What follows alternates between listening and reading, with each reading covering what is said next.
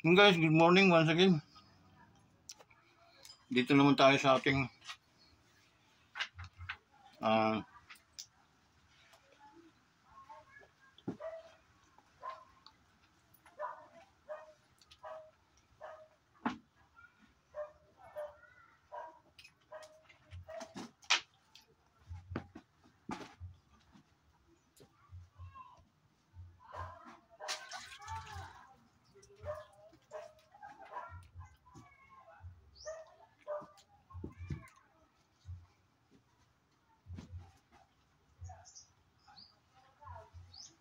ah,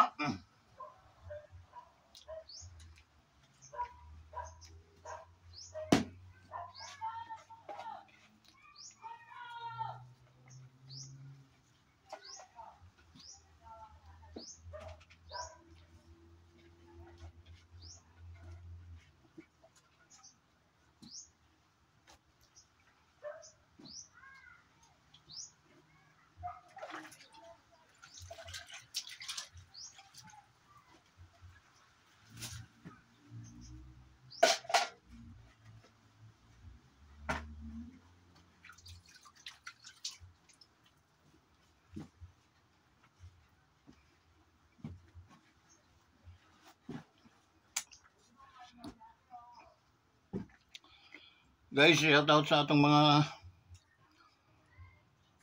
kaibigan, no? Ating mga solid commanders. Warren Butas. Shout out sa inyong lahat. Kumusta kayo? Naway patuloy niyong nangingibabaw kayo, no? Sa mga solusyon doon sa mga problema. You are in the top always. Okay? So, sakit ang aking aso. Hindi nakain.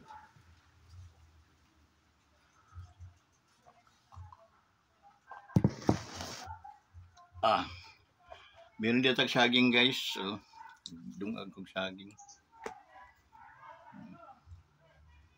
Alami. Hinog na.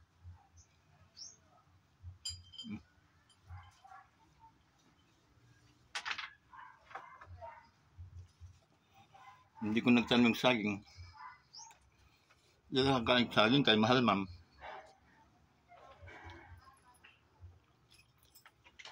Tingin. Ito sa atin. Tanim. Wala yung makakuha. Kuha na ito kay ato, ma'am. Okay. Nga. Para sa kape.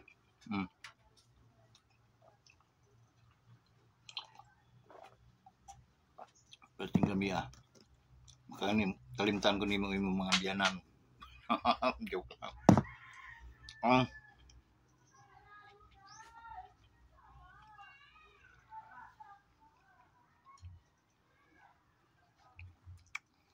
Diyan sa Tacloban, no? Shout out kina Pastor Bishop bin Padrigues and family. To CIK congregation. Shout out sa inyo lahat. Thank you na some of you are nakasubscribe sa ating channel, sa ating YouTube channel, guys. That's why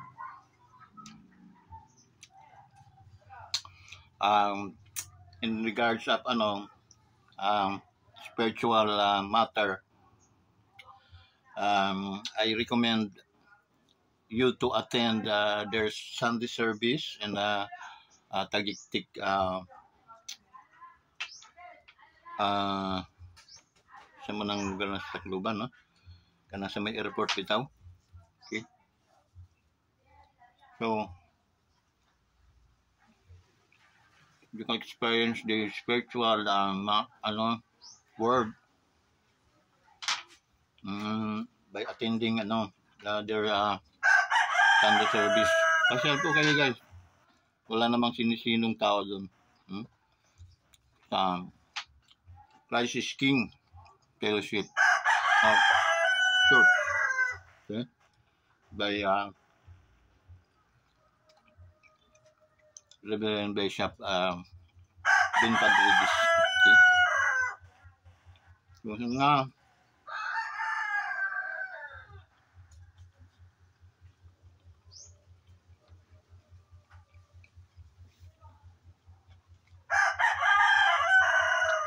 gustong maka-experience ng uh, pagsamba sa katotohanan, no? At spiritual, uh, pasyalan ninyo yung CIK sa Tacloban. Okay? By Bishop Bin Padrigues. Okay?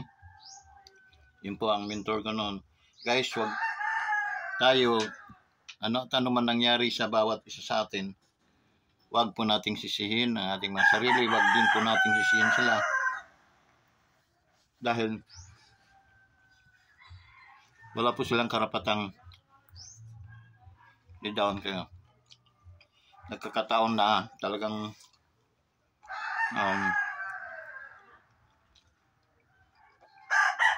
malakas ang kanilang kapangyarihan para at labanan yung mga hindrances. So be it. It's God who gave them power. So that's why wag po kayong mag-ano sa ating mga kapwa believers. Okay? So, looking unto Jesus, because He is the author and the finisher of your faith, not your brother, your sister, your friend, pastors. No, they are not, but it is God. Okay, so every matter you wanted to be strong in the Lord, looking unto Jesus. Okay? Trust unto the Lord. Now, you cannot read in the Bible that trust in the man or looking unto man. Okay? He always says that looking unto Jesus, who is Jesus is. Okay? He is God. He is the Son of God. Okay? That's why another verses says that trust unto the Lord. Yeah? Put your trust unto the Lord, not unto man. Okay? That's why don't look at us. Okay? When the way nakikita natin na that man is a failure, no? Of believing God. I don't care if I'm failure, but I wanted you to be inclined to Jesus. Okay? Believe to Jesus. Okay? And then attend to that fellowship because I know they're teaching what Jesus is. They're teaching the Trinitary ang tawag nun, ways of teaching of God. Okay? So that's why I assure you na mapapaganda ang inyong fellowship. Okay? Amen? Amen. Yan guys, no?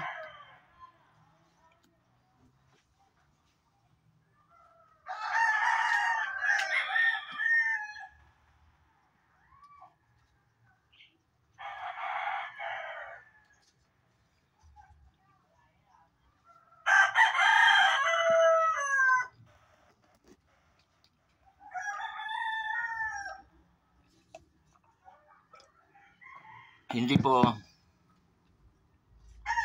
namin ginusto na kami ay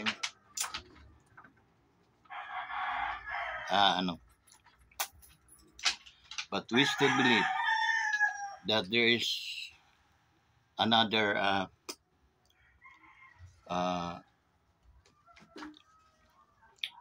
mayroong ibang purpose ang God para sa buhay namin. Okay? So just continue your faith to God. Don't look to us, but look to Jesus. Okay? So thank you, no, for the event. Kahit likesing messages lang ating napag-ano. It is from the bottom of my heart. Okay? So, to those guys who are called by God, you're blessed. Yes, you are blessed, guys. Brethren. So, continue. Continue. Continue. Continue. So, what topic, what we na ating pagsasalusaluhan ngayong umagang ito. Okay? Marami ang mga nangyayari sa ating bayan, sa ating bansang Pilipinas, no?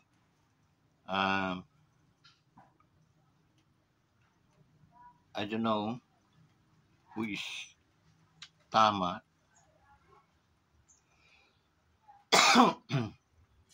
ang kung sino yung mga mali. Okay? Dahil they are fighting one to another. Okay? Nagkakagatan sila, no? Sisiraan. So, one thing na iano ko sa kanila, maging believer ka man ni Bongbong Marcos, ating Pangulo. As I said, I am one of the 31 million who votes to our president because he is a Marcos. That's my standing, and until today, I will never withdrawing my loyalty, my support to our president. I am still believe that my president is strong enough to manage, to control this very napakagulong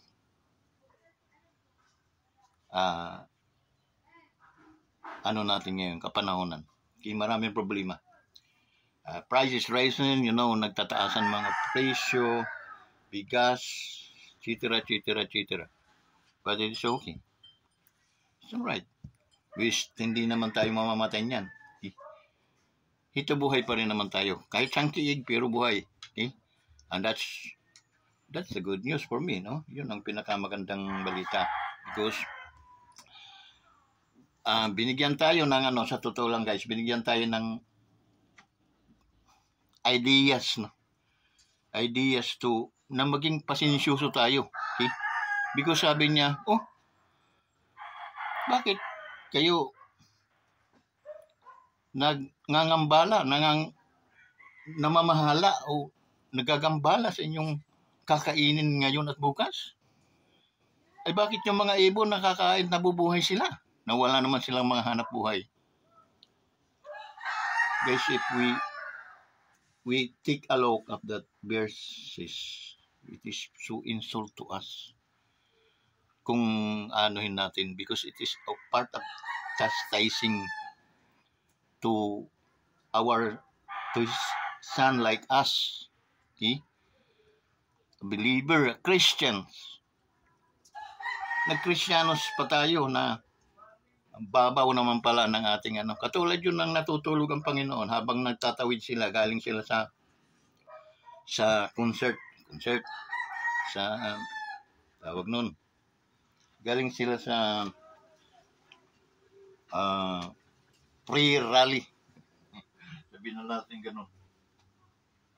Galing sila sa krusada. And then, tatawid sila dahil tahimik sa kabila. By boat, no? Barko-barkuhan. Okay? Mga dilayag ng mga barko nung araw. Kumbaga sa panahon ngayon, yung mga bangka na nakikita natin, malalaki, pero bangka, may mga katig. Pero sa kanila, dilayag. Walang mga katig-katig yun. Sanay na yun. Ang kaso, guys, pinabot sila ng baha ay ng tawag nun sa amin. Naabot sila ng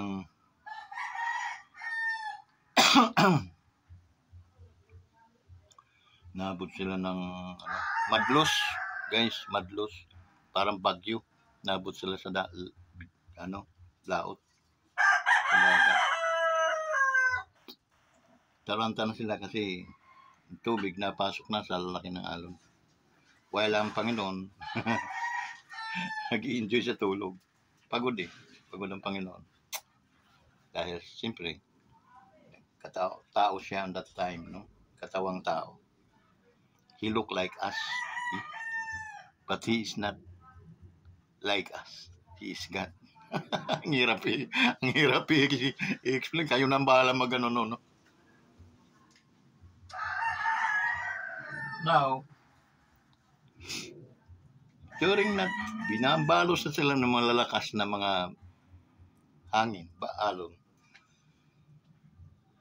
Nataranta na rin mga disciples, the 12 disciples, kasama siyempre yung kapitan, yung mga kulante. Gisingin na niyo yung Panginoon para at least kung babalik tayo o saan tayo pupunta, pwede naman tayong lumiko papunta rito sa ano. Pero doon niya gusto. Master! Bakit? Turbo naman kayo ah. Ganda na tulog ko eh. Okay. There is, malulunod na tayo. Dahil ng lakas ng para tayong binabagyo, nasa gitna tayo ng laot. Diman, little faith. Ito yung mga taong anliliit ng kanilang mga pananampalataya. Sabi ng Panginoon. Sinuway ng Panginoon. Inibyok niya. Okay? Sabihin na lang natin sa madaling salita. Bagyo! Madlos. Malis ka sa aming daraanan. Kita mo. Umano guys. Kapag nawala yung bagyo, tumahimik yung kapaligiran. Okay? So that's little faith yung mga tawag ng Panginoon sa kanila. Okay? Ganon din tayo. Pinalalahanan niya tayo. Bakit yung mga ibon nabubuhay, nakakain sila, wala naman sila mga hanap buhay. Not like you, your brain is very, pangalawa kayo sa akin. Okay? You are higher ingredients of brain. Ang pagkataas ng antas ng iyong mga utak. Okay? Ba't kayo natatakot? Bakit kayo nangangamba? Nawala kayong mga damit. Tingnan nyo yung mga bulaklak sa parang. Ang gaganda nila. Hindi naman natin sila binibihisan.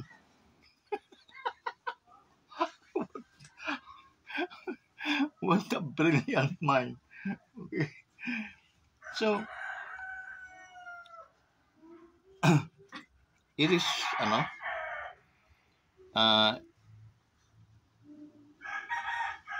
makikita ba natin na ang Panginoon walang aral?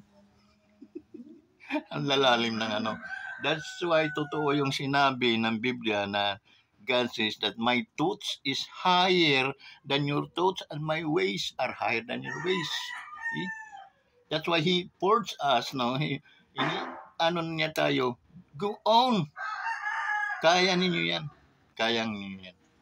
You have the mind of Christ. You have the mind of Christ. That's why, if you accept Jesus Christ as Lord and Savior, your mind is look like mind of Christ. Okay? You can fight the spiritual kind of fight, guys. So, yun ang disadvantage at disadvantage natin sa Panginoon.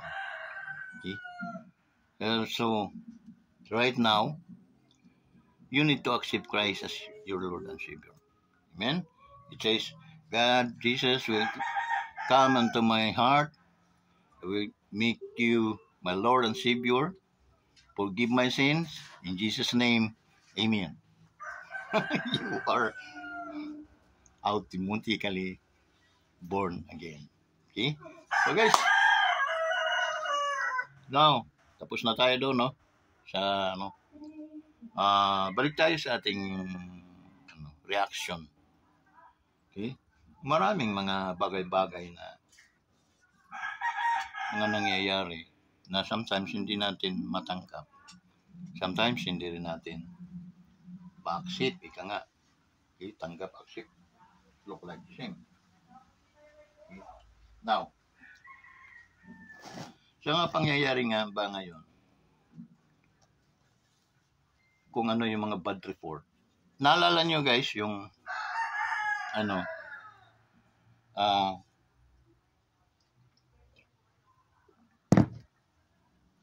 yung nagpadala si Moses ng mga espiya. Padala nga tayo espiya doon, may kanyang kanang kamay. Mamili ka ng mga sundalo na mapapagkatiwalaan, yun ang utusan natin mag-espiya. Kung yung bang talagang lupang yun ay para sa atin, kung kaya ba nating kapiin ang mga tao dyan. Kaya anong balik ko? Mayor, boss, hindi po. Magpapakamatay po tayo niyan. Bakit? Ang lalaki ng tao. Talagang hindi tayo ubra. Okay? Lalaki nila. So that's why. Yung negatibong dating, ina-address ko lang doon sa mga kaibigan natin. We respect to them, okay? Lalo na yung aking kaibigang, yung vlogger nating general, no? Sir, hindi po ako nambabatikos. Unahan po kita, hindi po ako mambabatikos sa iyo. Dahil ako po ay iyong follower. Ako po ay believer at ako ay nananampalataya sa iyo because you are a ex-soldier, a general. So that's why I believe in you, sir. And I respect you. Okay? Huwag lang sa mga bagay-bagay na tulad ako, isa akong pastor, sir, na siyempre hindi ko hahayaan na mananatiling ganun ang iyong pananaw. Okay? Dahil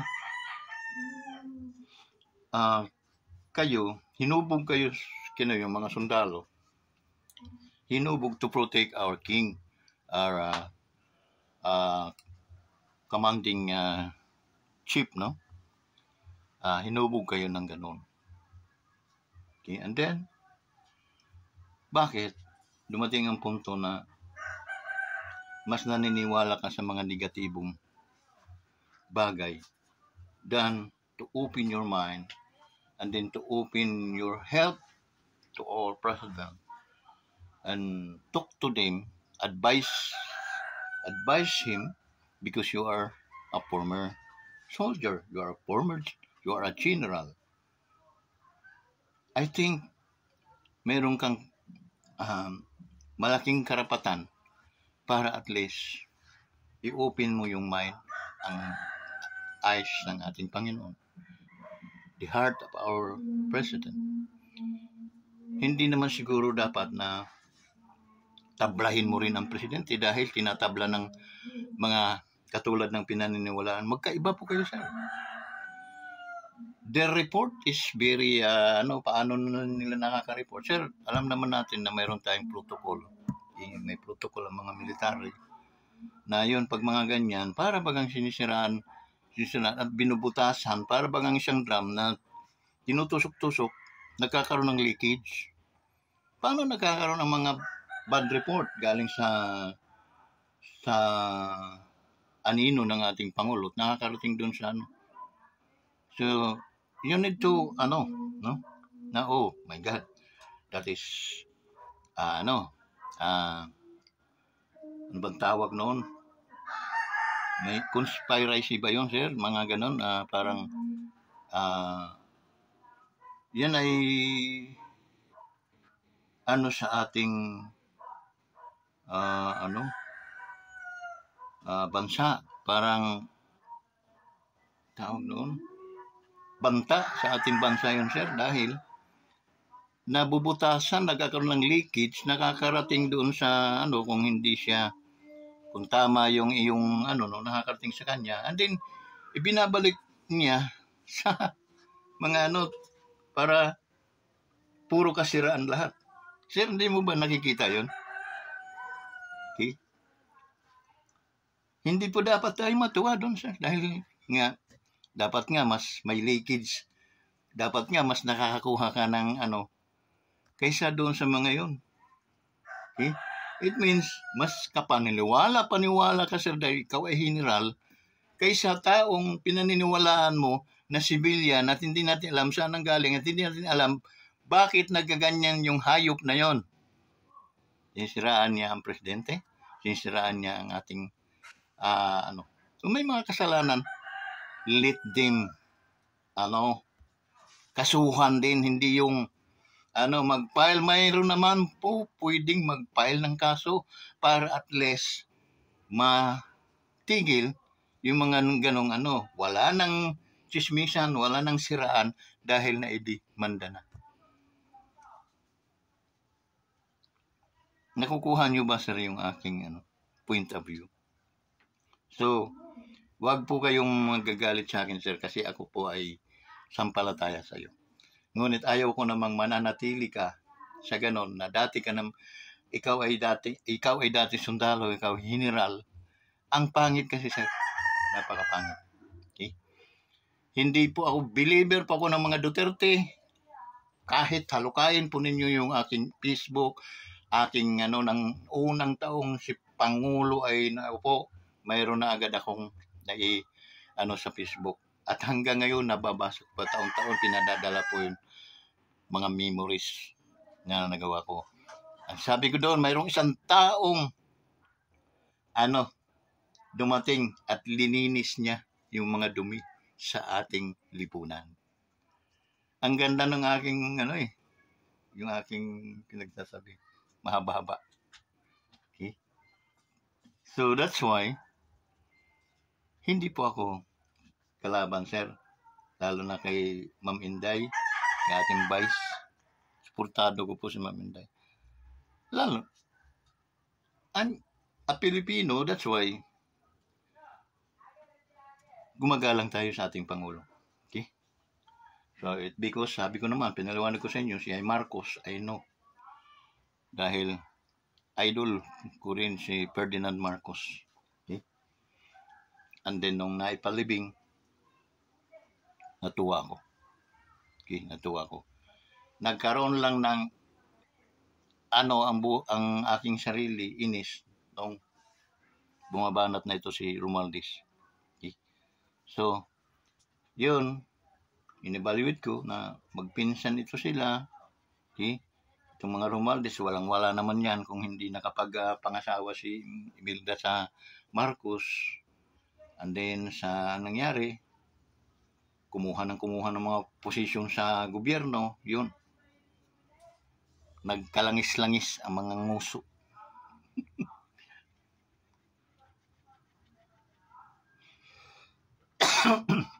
Pero hindi matatago sa atin kung anong pinaggagawa ng mga Romualdez na sa buhay ng mga Marcos. Okay? And then, until today, ayan na naman. May Romualdez na naman. Okay? Buti ko mga brilliant ang mga tao yan.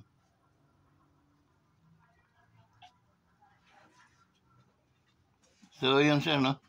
So, sana